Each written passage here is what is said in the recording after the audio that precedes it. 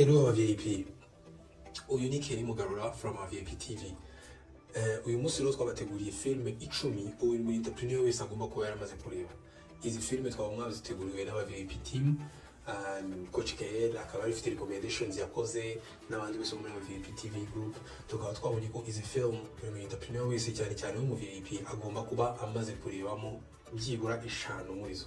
So stay tuned, turaza kuba filme nziza cyane kugira ngo muri urugendo rwa business byibura unanezerwe unizeze unareba filme zikungura ubwenge. Go!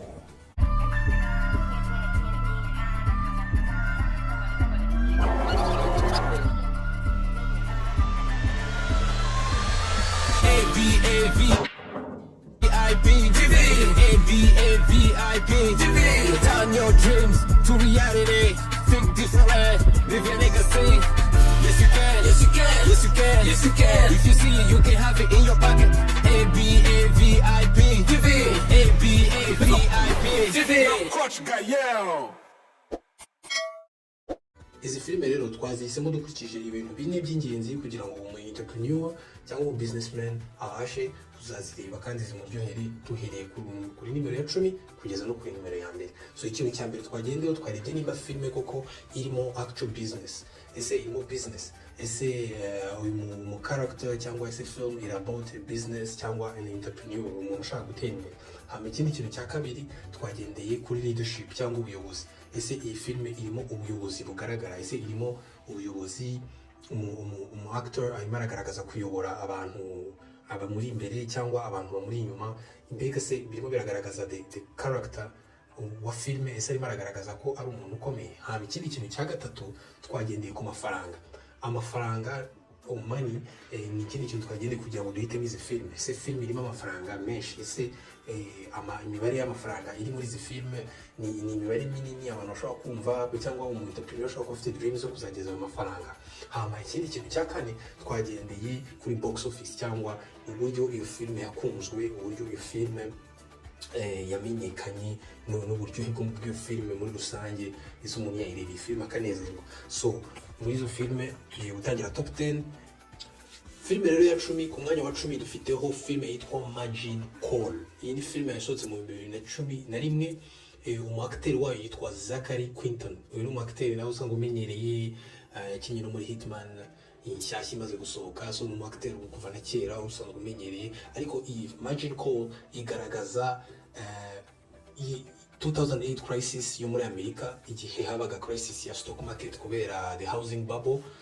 Noneho icyo gihe ikagaragaza ukuntu financial institutions zo muri Amerika zarwanye n'iyi 2008 crisis. So bagenda bagaragaza ukuntu imibare mike ukuntu amabanki ibigo byagurizaga amafaranga abantu benshi muri Amerika byari bigiye kuzagera iyi crisis yari igiye kubicrashinga burundu bikaba bankrupt. Ariko iyi ni story y'umu analyst ukurikirana iyi crash kugira ngo abashe kuyisolvinga, agenda yereka muri institution yakoreragamo ukuntu bashobora kuyisurvivinga. So iyi filme ni filme nziza vraiment ku bantu bakunda ibintu by'imibare, bakunda ibintu bya financing na banking. Iyi ni filme nziza nakubwira ngo ujye kureba kubera ko izakwigisha ukuntu afata decision mu bihe nk'ibyo bikomeye. Kama ikindi kintu kiri muri iyi filme giteye ubwoba ni reality y'amafaranga, ukuntu isi y'amafaranga mu mabanki n'ama institution ukuntu ikora. Urabona ko ni isi itandukanye cyane n'isi dusanzwe tuzi, kuko ubonamo the reality, uburiganya, ukuntu abantu babafungira ubusa, ukuntu mbega ubuntu buriganya muri finance world. So definitely iyi ni filme nziza uze kuyireba, ni filme yacu ya 10. Ku mwanya wa 9 rero hazaho filme ya Rocky. Rocky yasohotse mu 1976 kugeza mu 2006. Iyi ni Rocky series, ni amafilme ya Rocky ya box. Hari Rocky 1, 2, 3, 4 and 5. Rero zikinwa n'umu acteur witwa Sylvester Stallone. Abenshi muramuzi mu mafilme ya Rambo, ni umu acteur uzwi, ni umu acteur mwiza. Iyi filme niza cyane, ariko iyi filme igaragaza uko iyi filme igaragaza umuboxer utangira ari umuboxer wo hasi akagenda azamuka buhoro buhoro agenda yerekana ukuntu azi kuboxinga. So ni filme nziza, abantu benshi bayikundira training montage yayo. Hari mugaragaza inshuro nyinshi Sylvester Stallone akora training kandi ni filme igaragaza ukuntu ushobora guhera hasi ukarinda ugera on top. kandi bagera no hejuru. Abantu benshi bashaka gukura hejuru ukaresistinga iyo place, ugakomeza ukabereka yuko uri umuntu ukomeye. So iyi ni filime nziza cyane ku mwanya wacu wa 9. Impamvu ije ku mwanya wa 9 nuko itarimo business cyane, ariko irimo amasomo yandi meza nka ya leadership hamwe na motivation. Ni filime ishobora kumotiva umuntu ukabona yuko kuko biguteye imbaraga mu gukora akazi kawe. So iyi ni filime yacu dufite ku mwanya wa 9, nayo uzayirebe, ni filime nziza cyane. Ku mwanya wa 8 rero dufiteho indi filime nziza yitwa Catch Me If You Can, yo mu mpamvu yasohotse mu 2022. Ikaba irimo abacteurs beza nka Tom Hanks na Leonardo DiCaprio. Benshi muzi Leonardo DiCaprio muri Titanic na Tom Hanks muri Forrest Gump. So ubwo urumva nayo ni filime bashyizemo abastari beza kandi ni filime nziza cyane. Iyi ni filime igaragaza umuntu ubeshya abantu w'umukuru ariko uri umupolisi umukurikirana ashitanga amufata. So aba Leonardo DiCaprio cyane w'umukuru kagenda abeshya abantu, abeshya ko hari umudokteri, kari umupilote, kari umulawyer, ariko hari na Tom Hanks umupolisi ukomeza kumukurikirana ashaka kumufata. So Leonardo DiCaprio agaragaza character y'umuntu ufite confidence iri ku rwego rwo hejuru, confidence no guconfirminga. So abazi ikintu akora iyo yahagaragiraga imbere y'abantu yigiraga very serious, akigira serious abantu bakagira ngo ni umudokteri cyangwa umupilote cyangwa kandi agifite imyaka mike cyane, imyaka akiri umusore. Ibyo bintu byose nta na kimwe yigeze akora, ariko iyi film umuntu ukora business ishobora kukwigisha ukuntu wabasha guhagarara ubwawe ukagira confidence, ukagira marketing skills, ukabasha kwiselling wowe ubwawe nk'umu businessman. So iyi ngiyi ni film yacu ku film dufite ku mwanya wa 8, nayo ni film nziza, ni byiza ko wayireba. Ku mwanya wa 7 rero hazaho film yitwa War Dogs, yasohotse mu 2016. Yakinwe mu acteur witwa Jonah Hill and Miles Teller. Abana acteurs beza cyane kandi bazi gukina filme, ariko iyi garagaza ni filme igaragaza aba friends babiri batangira business yo kugurisha imbunda muri Amerika no kugurisha imbunda mu buryo buri illegal ahantu henshi hatandukanye no muri Afghanistan. So iyi ni filme ikwereka ukuntu ushobora gutangira ugatangira business. Batangiye business bayitangira ibagoye, ubona ko mu ruhande rwose byogenda bibagora, kumva ari business risk yo kugurisha imbunda n'agari bisanzwe, kandi barabahungu babiri gusa barangije college, badafitemo na experience mu gisirikare cyangwa iki, ariko ikwereka ukuntu iyo ugiye gutangira business ugomba kuba getting dirty, ukajya hasi ugashaka amakuru kuri ibyo bintu, ubundi ugashaka n'umupartner mwiza, hama mushobora gukora ibintu bihambaye muri iyo business yanyu nubwo mutari musanzwe muyikora. So iyi ni filime nziza ku mwanya wa 7, War Dogs, yasohotse mu 2016, nayo ushobora kugenda ukayireba. Ku mwanya wa 6 dufite filime yitwa The Social Network, yasohotse mu 2010. Umuacteur wayo bamwita Jesse Eisenberg. Iyi ni filime rero nziza ikurikirana story ya Facebook, the social media platform, ukuntu Facebook yatangiye, ibibazo yagiye ihura nabyo, ukuntu aba shareholders batonganye bagatonganira ama shares, ukuntu abashuti ba Mark Zuckerberg bamwe na bamwe yagiye bakura muri Facebook kandi bari baratangiranye nawe, akagenda yongeramo abandi bantu muri Facebook. So iyi ni filime igenda ikwereka ukuntu isi y'ama companies manini ukuntu ibimeze n'ukuntu bagiye babikora kugira ngo Facebook ihere muri dormitory cyangwa ahantu abanyeshuri barara, ikaba igerageze ku isi hose, ikagera ahantu hose.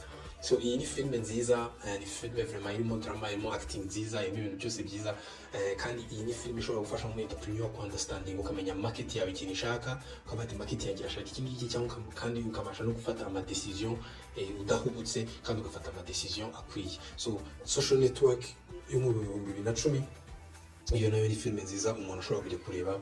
So aba VIP tukaba tugeze muri top 5. Muri top 5 rero ku mwanya wa 5 turasangaho The Founder 2016. Umuactor wayo ni Michael Keaton. Nawe ni umuactor mwiza, tusanga tumenyera mu filime ya Marvel akina nka Vulture, muri filime ya Spider-Man, ariko muri filime akina nka founder wa McDonald's ya restaurant nini ya mbere ku isi. So akina nk'umufounder wa Ray Kroc. So agenda yerekana ukuntu Ray Kroc yubatse McDonald's ikayivana ku restaurant kamwe akayigira restaurant ya mbere nini. So ni byiza ko umuntu amenya histoire ya Ray Kroc.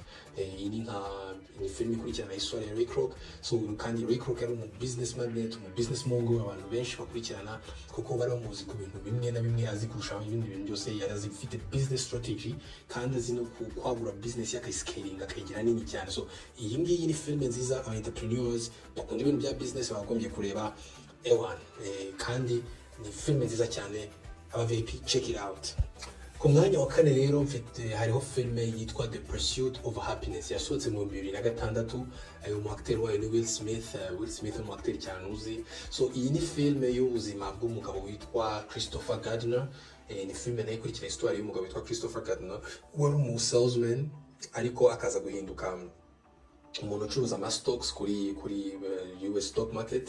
So iyi ni filme nziza nakwifuriza abantu bose ko bareba, nimba uri mu bihe bikomeye, nimba uri mu bihe ubona hahandi wibaza ati se kuki ibintu byose yakozeho bidakunda, ese kubera iki akazi yo nkoze gapfa, ese kubera iki nkora cyane akaba ari njye uguma meze nabi, ari njye uguma shonje, ari njye uguma utagira amafaranga, abandi bose bamwe batemeye ngasigara inyuma. Iyi ni filme ya The Pursuit of Happiness. Ni filme igaragaza ukuntu umu entrepreneur aca mu bihe bigoye kandi akihangana, ahubwo akomeza agakora cyane, ahubwo agashaka n'izindi ways n'izindi nzira yacamo kugira ngo abashe kugera kure. Iyi ni filme vraiment na recommendingira buri muntu wese urisha guhera hasi akagera hejuru, kandi akaba ari afite yumva ko afite umutima wo gukora cyane no kwicisha bugufi kugira ngo ikintu cyacyo cyose abashe kugikora. Mu gihe izindi filme zose twavuze mbere zisaba guhera hasi, usanga abantu wenda barimo barakora ibintu biri illegal cyangwa barimo barakora iki, ariko iyi ngiyi ni filme igaragaza ko ushobora kuba honest kandi ukazamuka buhoro buhoro paka ugeze ku butunzi wifuza. Please check it out, The Pursuit of Happiness mu 2006. Iyi filme yari filme ya mbere nziza kandi Will Smith yakinnye neza cyane. Ku mwanya wa gatatu rero dufiteho filme yitwa American Gangster. Iyi niyo movie yasohotse mu 2007. Ikinwa n'umu acteur cyane w'umuhanga, ku bwanjye nemera ko ari umu acteur wa mbere mwiza ku isi dufite witwa Denzel Washington. So iyi ngiyi ikurikirana n'isi, yerekana isi y'aba drug lords n'aba drug dealers. Igaragaza ukuntu umu drug dealer Denzel Washington arimo arakina character ye, uburyo azamuka akubaka business ya mbere nini y'aba drug lords na FBI ubwayo itegeze ibona mu buzima bwayo. So ni filme nziza irimo amasomo akomeye y'ukuntu umuntu yubaka business, ukuntu umuntu akora chain of supply, cyangwa ukuntu business yawe ibona marchandise, ukuntu aho urangura, aho ucuruza, uko ukora marketing, uko mbega product yawe ugenda uyishyira ku isoko. Hama ikindi kintu kabisa kirimo twabonye muri filme nuko icyambere umara aba partners umukorana muri business, akorana Denzel Washington hana abakorana na famille gusa kugira ngo abantu yizera. Ni ibintu dusanzwe tuzi no kuba n'abantu bacuruza ama drugs, ariko ugasanga umuntu arimo arakorana na famille gusa kugira ngo abe afite trusted partners, abantu ashobora kwizera. Hama ikindi kintu agaragaza muri filme nuko aguma hasi bagafata, ntago aba yigaragaza, ntago aba avuga ngo nimba nabonye amafaranga menshi ngo reka nambare neza, reka nambare ibintu bihenze kugira ngo FBI itazamubona. So ni ibintu byiza kandi ni ibintu natwe duhura na mu buzima busanzwe n'aba entrepreneurs, kuba uri mu isi yasanzwe ariko batangira kubona watangiye gutera imbere, abantu bakazana amashyari, bakazana ibiki, ariko we aguma hasi akavoidinga attention at all cost, akavuga ati ngiye ibintu bya attention simbishaka, ahubwo agakomeza kubaka empire ye paka imaze kuba iyi. So iyi ni movie nziza, American Gangster. Ni movie nziza cyane igaragaza ukuntu umuntu azamuka muri business buhoro buhoro. Ku mwanya wa kabiri rero dufiteho filme nziza kuri ino liste, niyo filme navuga ati niyo filme yaryoheye abantu, yageze muri box office. Ni filme yitwa The Wolf of Wall Street yasohotse mu 2013. Ikinwa n'umu acteur witwa Leonardo DiCaprio twamuka muvuze imbere. Ni filme igaragaza umu stockbroker, ni story igaragaza umu stockbroker witwa Jordan Belfort watangiye acuruza ama stocks kuri US stock market, ariko agatangira guscaminga abantu, agatangira kuzajya kurisha ama bad stocks ku bantu bose. Noneho polisi n'urwego rushinzwe imisoro rugatangira kuzajya rumukurikirana. Gusa muri filme harimo ibintu byose umuntu ashobora gutekereza ku mafaranga, ibintu byose bibaho, harimo ama drugs, harimo abakobwa, harimo ibintu mbega byose bitandukanye, ku buryo umuntu ku bintu byose bijyanye n'amafaranga.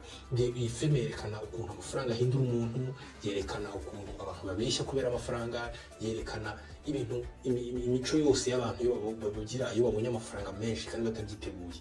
So ni filme nziza yo kugira ngo umuntu arebe, ushaka kwikuramo amasomo, ukavuga ati ngewe ntabwo nzakira gutya, cyangwa ugasanga hari n'abandi bashobora kuba motivated ukavuga ati ngende umu entrepreneur kandi ibi ngibi kukunezerwa no kuryoherwa n'amafaranga nanjye nibyo nshaka. Iyi ni filme nziza rero yakumotivatinga, ukavuga ati ngewe nimba ari ibishaka let me go for it, ariko ukavuga n'undi ushobora kuba ati ngewe ntabwo ushaka kwigaragaza cyane cyangwa ntabwo ushaka kugira iki, wahita umenya uko ushobora kubyirinda. So Wolf of Wall Street 2013 ni filme nziza cyane kandi yaranakunzwe pe. Ni kuri iyi liste niyo filme vraiment navuga ko yageze box office nini kandi ikanagirwa n'abantu benshi cyane. So muyirebe nayo ni filime nziza. Mbere rero uko mvuze filime ya mbere ndabanza mbabwire filime ebyiri zitabashije kugera muri top 10, ariko nazo navati izi filime nubwo zitabashije kugera muri top 10 ariko nazo ni filime nziza. Uri umuntu w'entrepreneur ushaka gukomeza kunezerwa nazo ushobora kuzireba. So iya mbere yitwa Draft Day 2014, cyangwa iyi ni filime ikurikirana story y'umu general manager w'ikipe yo muri NFL ni National Football League. Noneho ubwo rero igaragaza ukuntu badrafting abakinnyi babakura mu college babazamura babashyira mu makipe makuru, ariko ikagaragaza cyane none negotiation ziba kugira ngo umukinnyi abashe ko umukinnyi wo muri kipe ya NFL. So ni filime nziza kandi n'abantu bari hanze wenda hano mukunda American football, iyi filime ushobora kureba kandi nziza.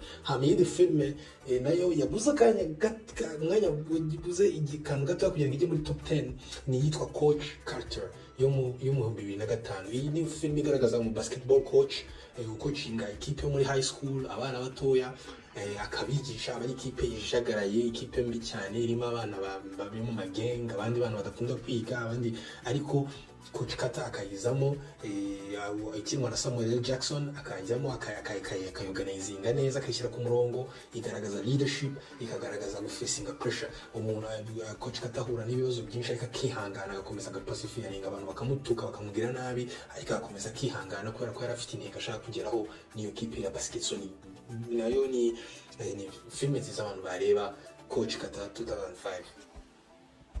Hama rero ku mwanya wa mbere dufite filime ya mbere nini ya finance, bayita The Big Short 2015.